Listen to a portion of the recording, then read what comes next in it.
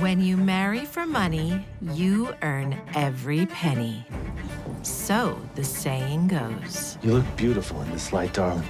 It certainly appears that some enter a marriage like they're opening a bank account, while others walk down the aisle to climb the social ladder. Now you have something I want. But these practices are as old as marriage itself.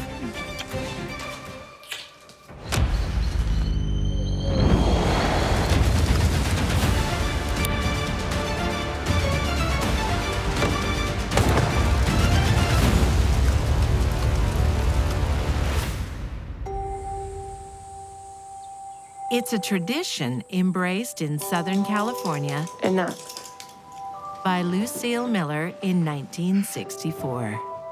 My mom was an ambitious woman, and I think moving up was important to her. Eat and scoot. Even to dress a certain way, to drive a certain car, these things were important to my mom. Why didn't you stop them? Stop what? Her husband, Cork, provides a good income, but there's something missing: social standing. Well, if you could please at least get ready. I am. No, you're not. The Haytons are coming. My mother had a lot more ambition to pursue that sort of social world than my dad did. Lucille makes sure to mix in the right circles. The Millers' best friends are A-listers. My favorite. Oh, thank you. Artwell and Elaine Hayton. He was suave and handsome and going places. You look beautiful in this light, darling. A prominent lawyer, Artwell has a gift for the good life. He was the kind of man my mother needed. He was socially aware. He was known in the community. Perhaps something to wash it down with. Oh, Arthwell. Of course. Cork, could you? Arthwell was everything Cork wasn't. He was much more to her liking than her own husband. He doesn't seem your type.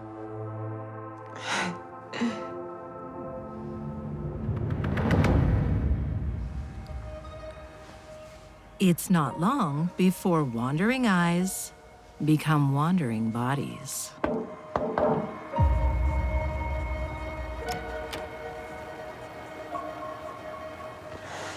You're so beautiful. He offered her a lot that she was looking for in a man. She was intrigued by the social position that Arthwell could have offered her. I'm worth it. For her, it was a possible new, brighter, and richer future. Upgrading a spouse is always unseemly and outrageously selfish. Is there another bus coming through soon? Should be in soon. But this, too, has become a timeless tradition. Okay. Donna Roberts is rather good at it. My mother was very materialistic. That'll be $90. Thank you. They lived in a nice house right by a country club and had brand new matching cars. So can I get one return Miami? Oh, lucky you. You are never home. Donna and husband number 3, Robert Fingerhut, own a successful business in Ohio. Well, thank you very much. I really appreciate that. You got a good man, then. He was considered to be a very successful business person, that he managed bus stations in Warren and in Youngstown, and he seemed to be doing very well. Yes, I understand. I will fix that today. Okay, thank you. Goodbye. That was the bank. Every married couple probably argues about finances, but I believe Robert and Donna, that was one of their main conflicts.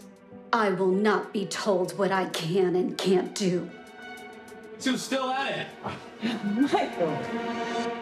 Donna's son remembers their arguments being legendary. I mean, they would have these fights where they would just blow things out of proportion. Like a beer. Yeah. She wasn't happy, and he wasn't happy either. They were happily miserable together, is the best way I could put it.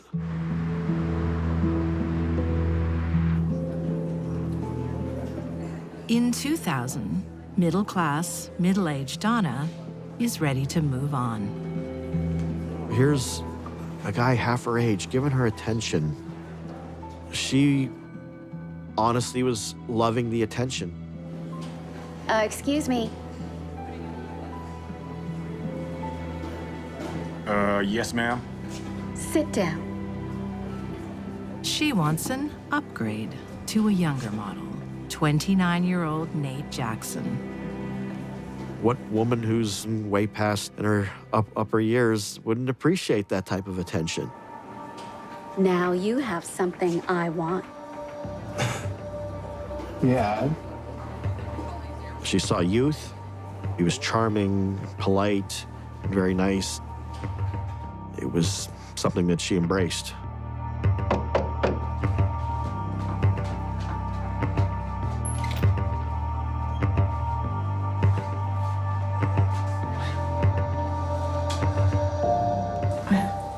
There's plenty of time for that. I think by her having this young man interested in her, it just made her feel young again. It made her feel invigorated and maybe a rebirth to some degree.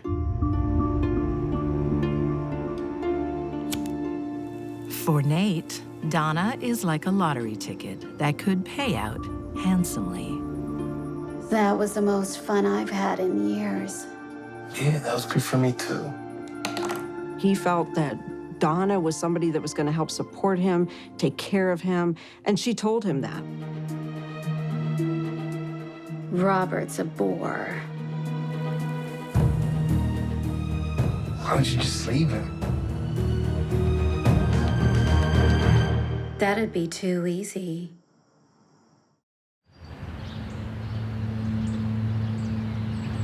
In Southern California, in the swinging 60s, Lucille Miller plans to trade in her husband for a better version, the debonair Artwell Hayton.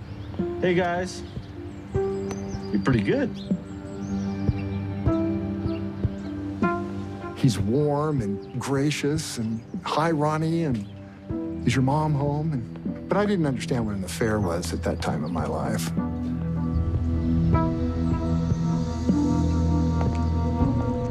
How would you like to see a movie? But then I knew he wasn't supposed to be there. Alone at last.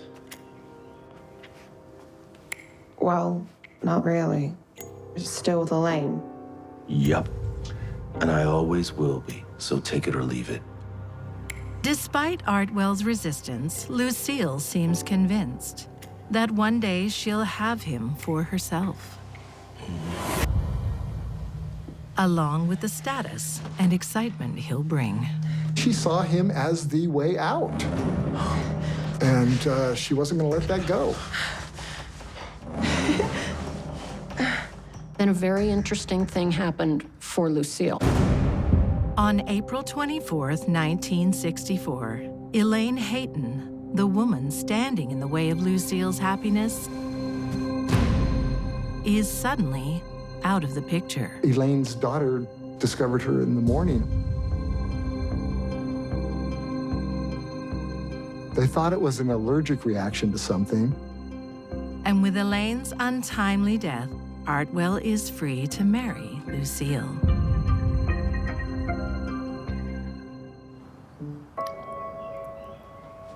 But life's never that simple. I only came here to tell you we're over. You can't be serious. Deadly. In fact, Artwell wanted even less to do with her. Mourning his wife, Artwell calls off the affair and cancels Lucille's new future. So she wasn't just losing a lover. It's more of a reaction if you're losing your future. Lucille's plan B for life was marrying Arthwell. He didn't want anything to do with her.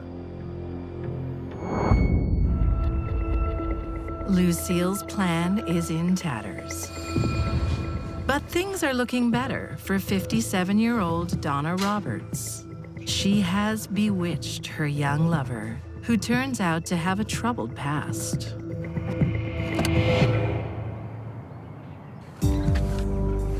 Nate had a history of drug abuse.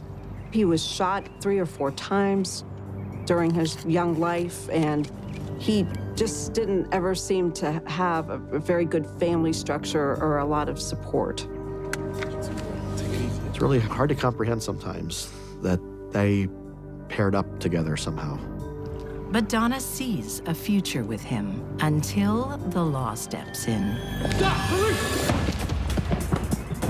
He had to serve a year in prison for receiving stolen property charge. Get off me, man!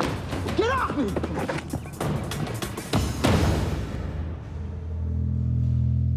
Torn apart, the couple's bond grows stronger. They fantasize about a life together. There were dozens and dozens of letters back and forth. There's just one thing standing in their way. Donna's husband, Robert. She even indicated in some of the letters that Robert didn't treat her well, and they believed that.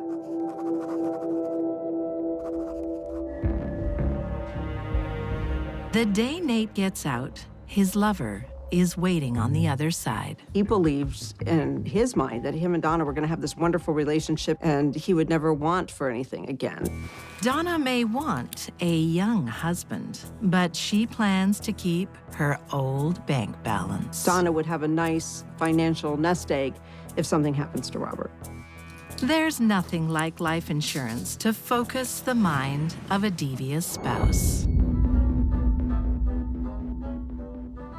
It's what's motivating Lucille Miller now, too.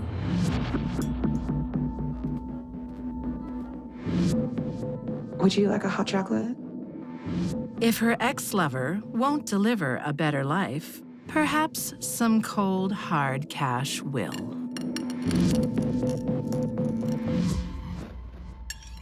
Most middle-class people with life insurance policies are worth more dead than they are alive. That doesn't make it okay to murder them. We don't have enough milk for tomorrow morning. Would you come to the store with me? Sure. I'll drive.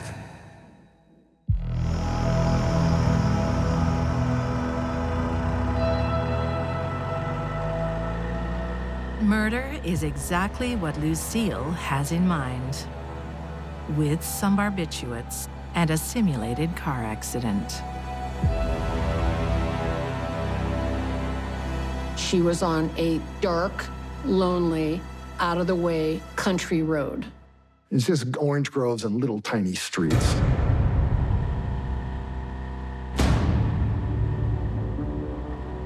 Just after midnight on October 8th, 1964, Lucille and her husband Cork crashed their car. Lucille explained the accident by saying that the car blew a tire and she got out and then it exploded into flames.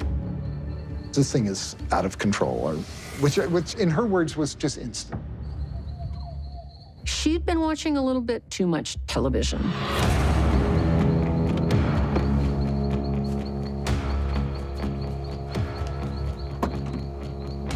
The day before the murder, Lucille bought a can of gasoline and left it in the car.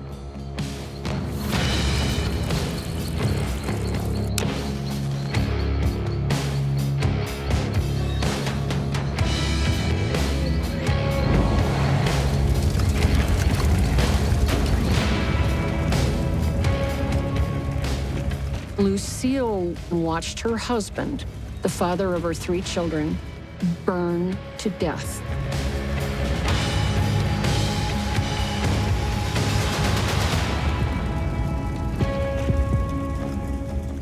The murder was so outlandishly violent that who does that? She wasn't an abused woman. She wasn't an abused wife.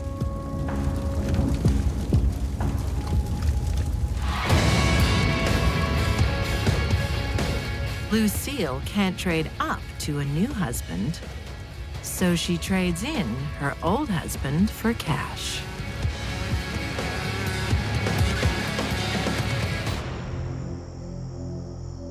Donna Roberts has the same idea, but she has an accomplice on December 11th, 2001. Donna's a manipulator. She didn't have the guts to do it herself. Be careful. I'll move, baby, don't worry. Nate Jackson sets out to kidnap Robert, drive him out of town, and shoot him. Robert drove his car in and thought he was at home. His guard was down and he was relaxed. Nate was trying to kidnap Robert, get Robert out of the house.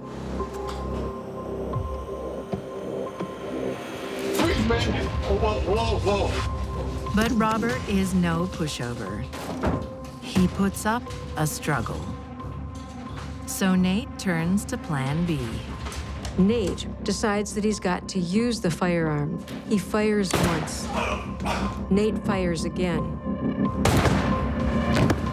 Nate decides to finish him off. He stands over him and execution style fires one more time.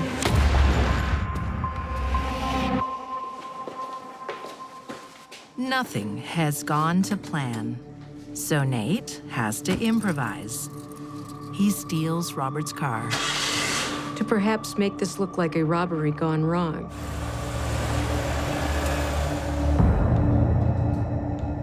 Which leaves Donna to clean up.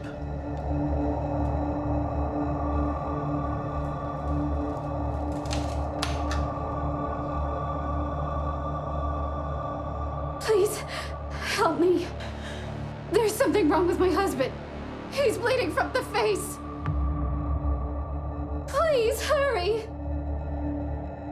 When police arrived, Donna made it appear that somebody broke into the house, that there was some sort of robbery, and that Robert was killed, maybe fighting off the robbers. She's not a convincing actor. Oh, Robert. And Donna's left a trail of evidence all over the house. At first, she was this grieving wife, and then all of a sudden, these letters start surfacing. They found all of Nate's letters that were sent to my mother, all the letters my mother wrote to Nate. And once police locate Robert's stolen car, the game is over. Robert's car was found in Youngstown by Nate's home. Nate doesn't realize that he's inadvertently left both his blood mixed with Robert's on the visor. Nate Jackson is found guilty of aggravated murder, burglary, and robbery. He is sentenced to death. Nate is facing the death penalty, and he is still reluctant to turn in Donna. It makes no difference. Donna Roberts is also found guilty of complicity to aggravated murder, burglary, and robbery.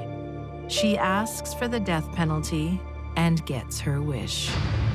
It was her final performance. She was always big into drama and acting and being the center of the light. And she wanted to be a martyr to some degree.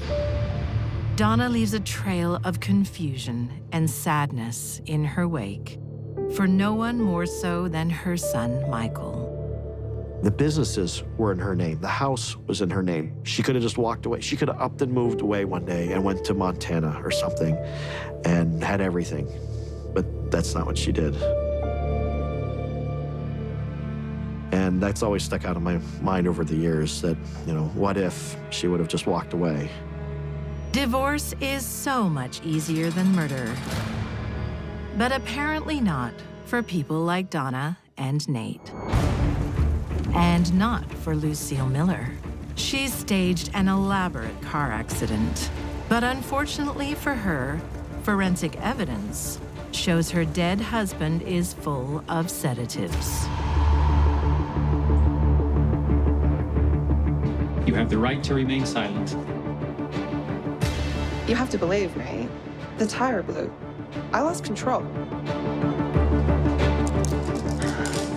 She is arrested. And thoughts turn to another strange incident 6 months before. The death of her lover's wife. If my mother did kill my father, my guess is that she also is guilty of killing Elaine. You sounded upset. What's up? My mother was the last person to see her alive. It's Arthwell. There's a rumor that he's cheating on you. No, I know my husband.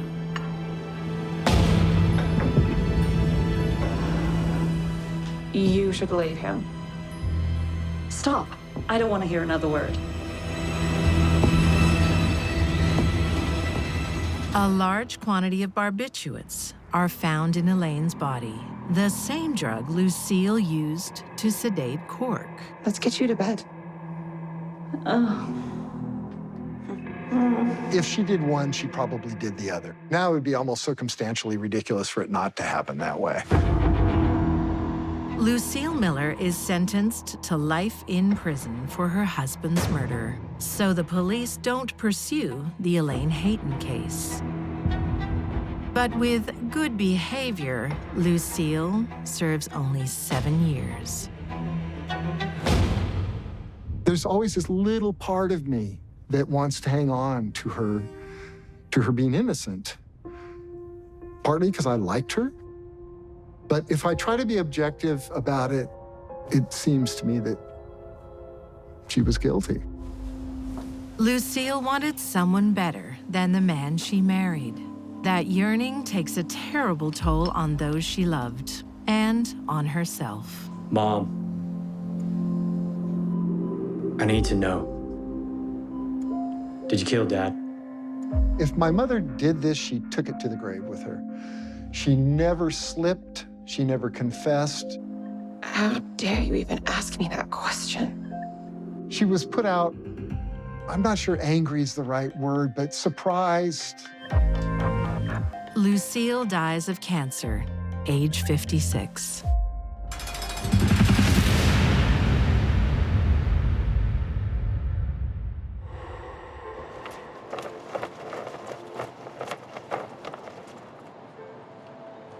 Marriage isn't always forever, as any divorcee knows. Here, honey. Thirsty work. But great, hey? I love it. And I love you. Of course, some work harder at it than others. What's Eden up to? People like Scott Dell. Well, she ain't no city kid no more, ain't she? In 1992, his wife Sherelle is being unfaithful. He's determined to rein her in by moving the family to the quiet farmlands of Canada's Ottawa Valley.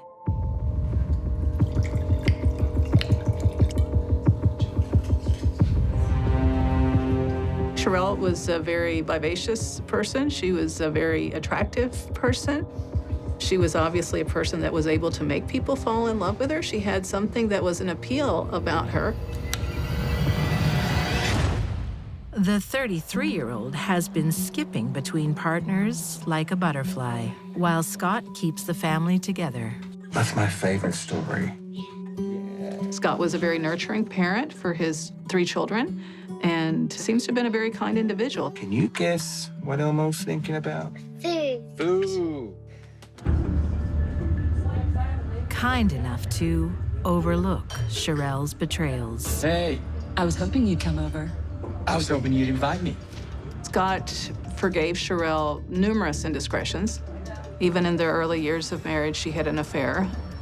He has a pattern of forgiving Sherelle for different activities.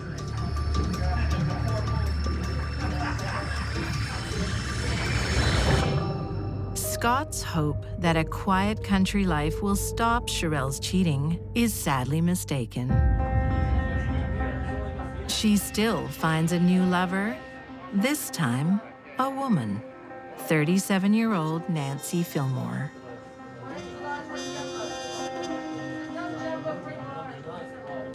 This is a nice surprise.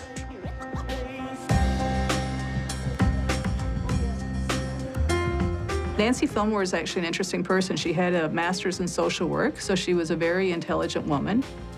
Nancy was very much in love with Sherelle, it's very obvious, and did what Sherelle wanted. Scott's disappointment is further compounded when his health deteriorates. Scott was actually diagnosed with throat cancer. Instead of standing by her husband in his hour of need, Sherelle moves in with her new girlfriend. I missed you today. I like being missed. Marriage vows mean little to some. But across the Atlantic, in Coleraine, Northern Ireland, they mean a lot to devout Christian Hazel Stewart, at least at first. She came from a very deeply religious, evangelical Baptist family. She was a dutiful wife. They had a good marriage. Then, in 1990, temptation arrives in the form of 31-year-old dentist Colin Howell. Suddenly, along comes this guy called Colin Howell, and everything changed. Hazel's husband, Trevor, a police constable, suspects nothing. She viewed her husband as someone that was retarding her ability to move in social circles. She wanted to live like a rich lady, and he was a police officer.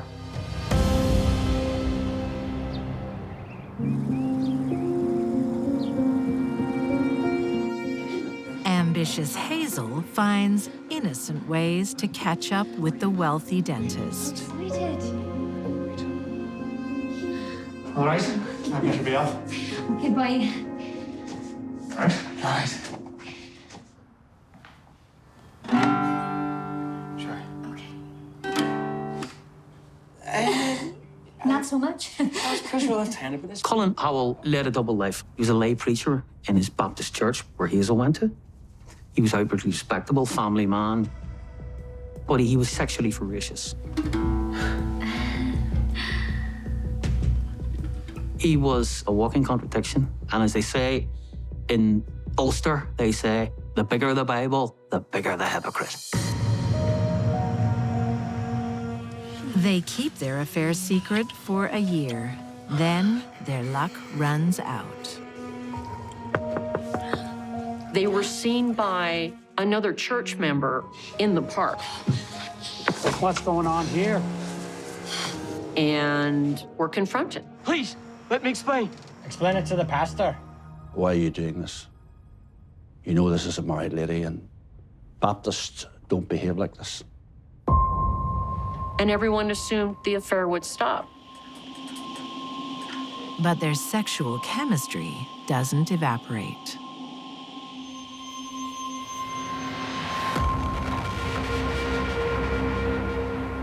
Hazel and Colin were catnip for each other. They couldn't stay away. It only gets more intense and kinky. He knocked Hazel out with gas.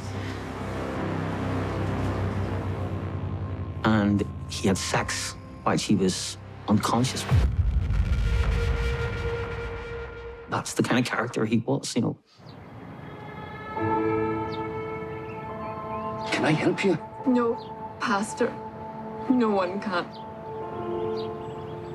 But their crazy antics simply can't go on. The church intervenes. They sat down together with the pastor, and they agreed that this had to stop. Honestly, it was a stupid mistake.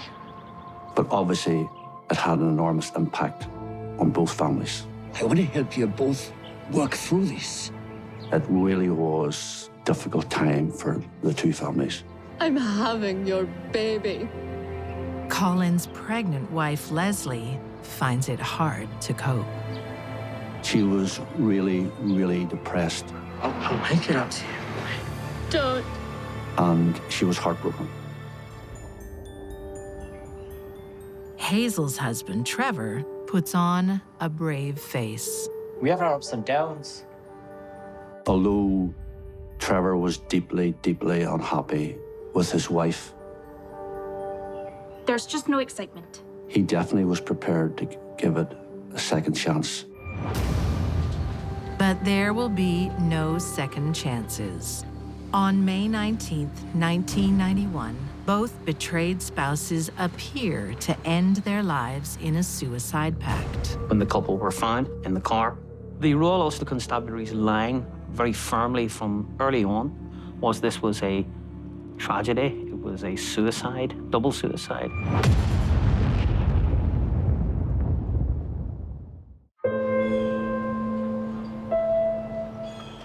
In Canada's Ottawa Valley in December 1995, it seems Scott Dell has given up on life too. Scott died at Christmas time. At the holidays, many people become depressed.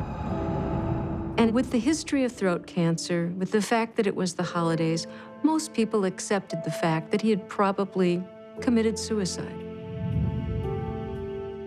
His dream of keeping his wife, Sherelle, is finally over.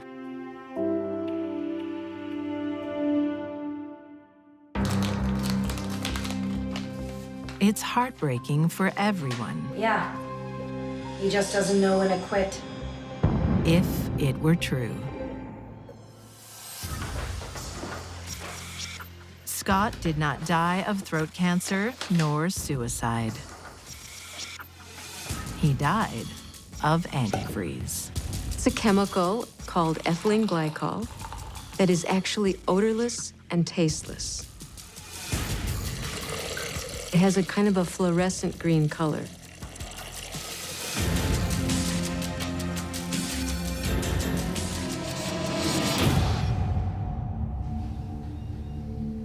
Hey, it's great to see you again. Sherelle adds it to a gift. She gave this bottle of wine to her husband as a Christmas present. I'll call you later. We can talk about that dream. And she urged him to drink it and think about her while he was drinking. I can't wait. Sherelle was always sort of Either can I. letting him think that maybe there was the possibility of reconciliation. Scott returns to the farmhouse with renewed hope. Hello. Hey. Have a drink of that wine I gave you. Yeah, sure.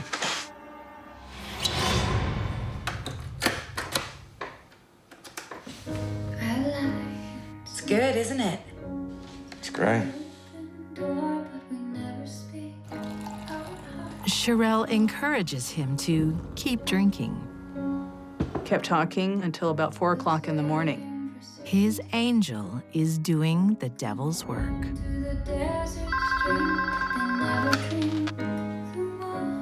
Hey, How's it going with that wine? I hope you've drunk the whole bottle. I'm very drunk. Scott didn't have a clue. The ethylene glycol is sweet. He was drinking wine. Nothing unusual was happening. Tell me what you're feeling.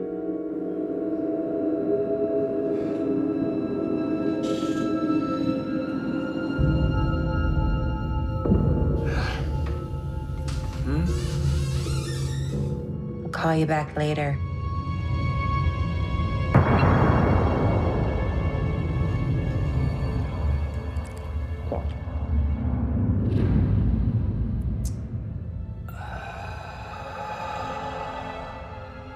Scott? Life is a gift. It doesn't last long. And of course, Sherelle didn't do a thing to save his life. Scott? You there? She just allowed him to die.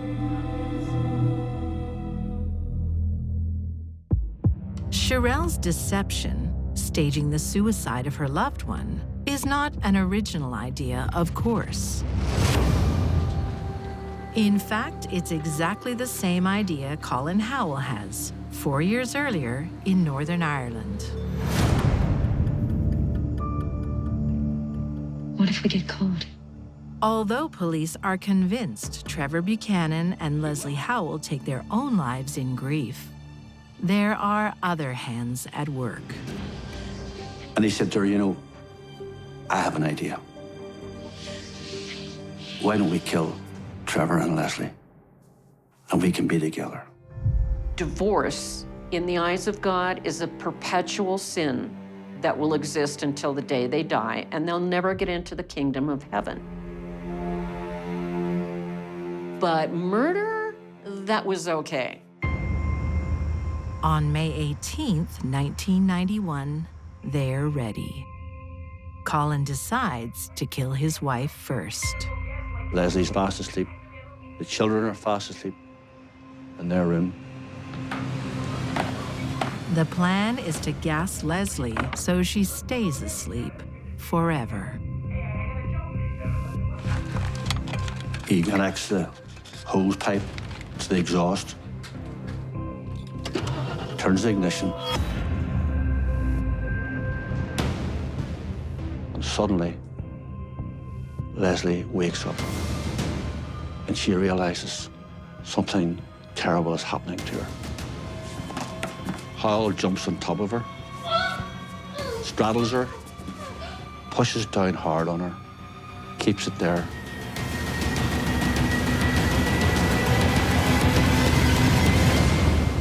Until eventually she goes limp and there's nothing there.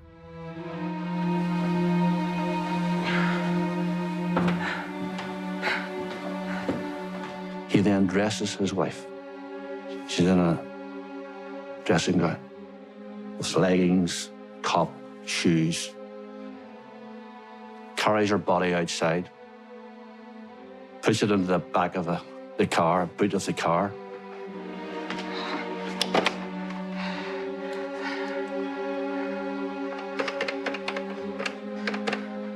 He then rings Hazel.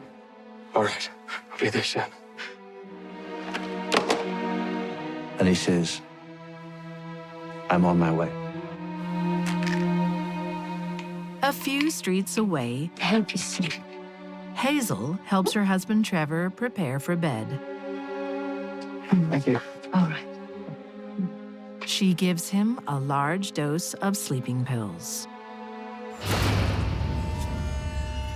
Because now it's Trevor's turn. Colin is ready for murder, round 2.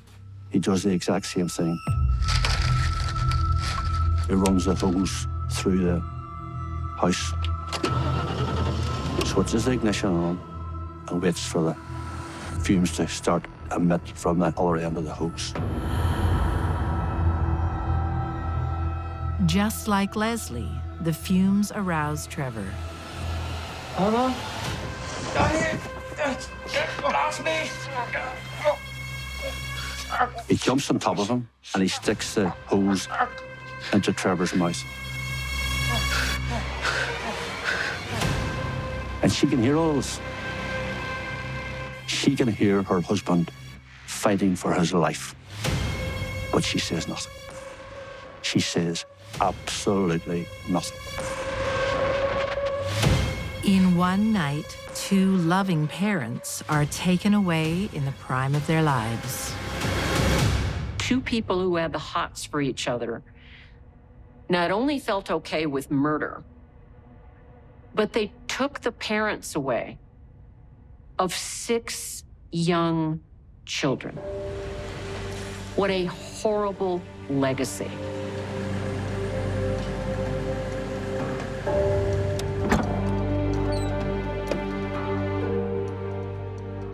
He drags Trevor's body out of the boot and leaves him in the driver's seat.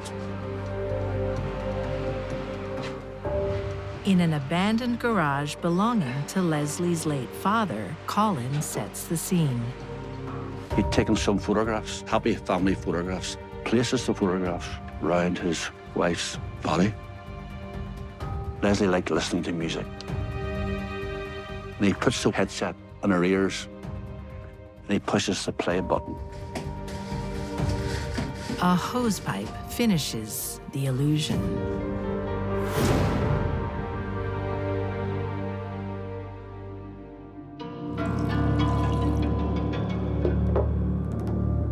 The perfect murder is never easy. Twice. But Colin and Hazel pull it off.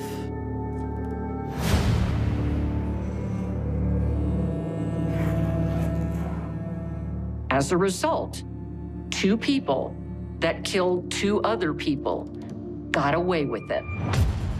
It was the perfect murder. In Canada, Sherelle Dell thinks she's pulled off the perfect murder too. One problem. Her lover, Nancy Fillmore, watched her do it. And now Nancy's conscience is getting the better of her. She goes to the police, which has terrible consequences. Sherelle decided it was time to get rid of Nancy once and for all. Sherelle charms a naive 16-year-old, Brent Crawford.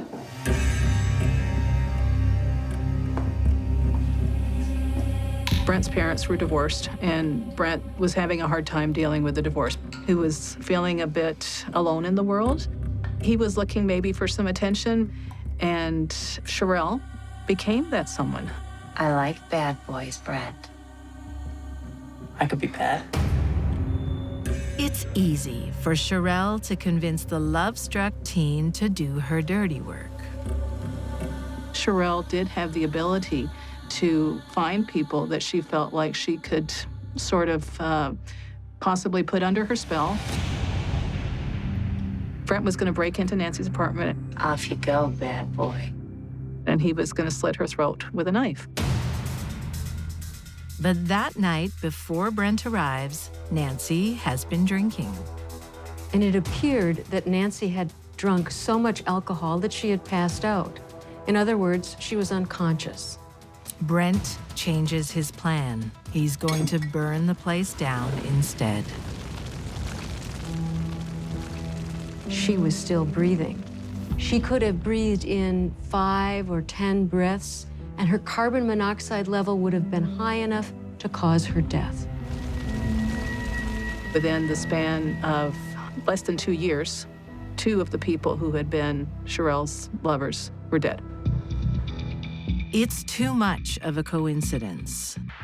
And when police find out about Sherelle's new boy toy, they organize an undercover sting. Brent said, "Yes, I killed a woman." He was trying to brag about what he did. Brent Crawford is convicted of murder and sentenced to life with no chance of parole. Brent, Scott, and Nancy are all tragedies in this case that Sherelle manipulated. In 2001, Sherelle Dell is convicted of the murder of Scott Dell and pleads guilty to counseling Brent Crawford in the murder of Nancy Fillmore. Sherelle was sentenced to life with no chance of parole for 25 years.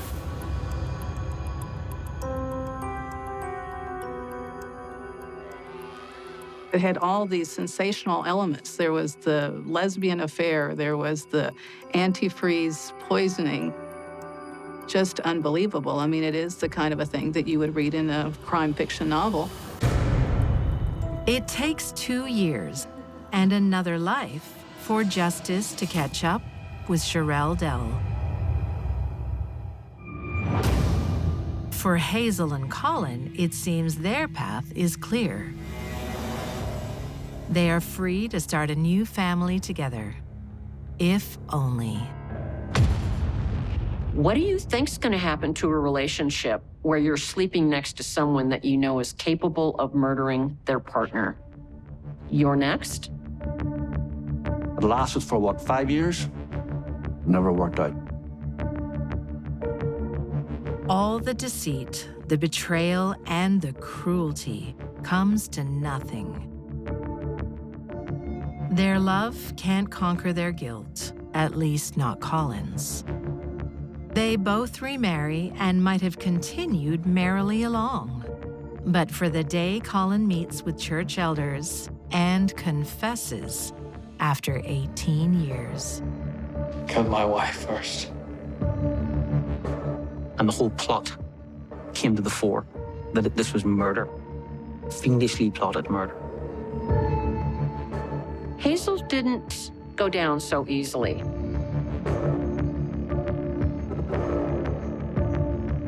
She didn't want to come clean. It doesn't matter. The evidence all pointed in one direction: complicity. In 2009, Colin Howell and Hazel Stewart are both convicted of double murder. They are sentenced to life in prison with a minimum of 21 and 18 years. Hazel continues to deny her guilt. Colin Howell, in a way, in a perverse way, has more credibility, because at least he admitted what he did.